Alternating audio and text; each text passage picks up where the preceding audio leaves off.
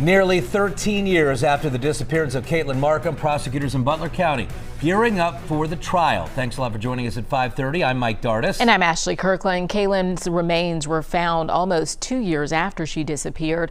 A decade later, her fiance was charged with her murder. WLWT News 5's Karen Johnson is live in Butler County to explain the latest filings in this case. Karen?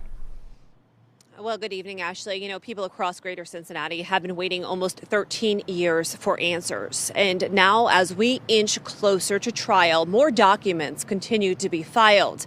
But identities of those who could take the stand are being closely guarded.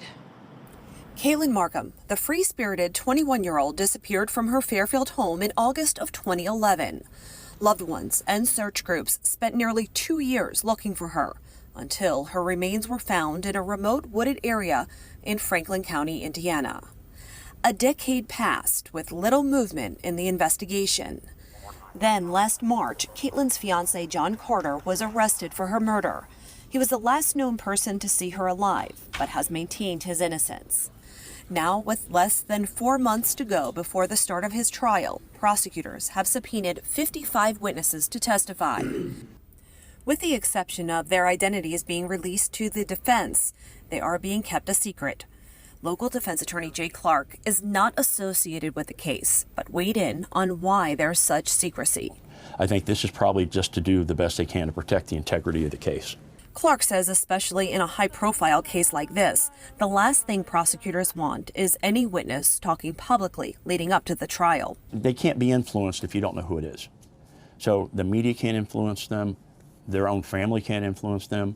Social media can't. I would think probably a lot of this is to protect them from social media pressure. And from intimidation or threats. If they're on here to be a witness, there's something they need to offer. And the state's trying to protect the ability of that witness to offer that the best they can.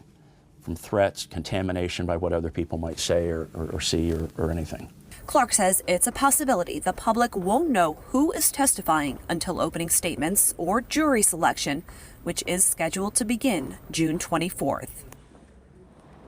And Clark says that many times the witnesses' names will be announced during jury selection because the judge wants to get an idea if any potential witnesses know any of the people who are scheduled to be called.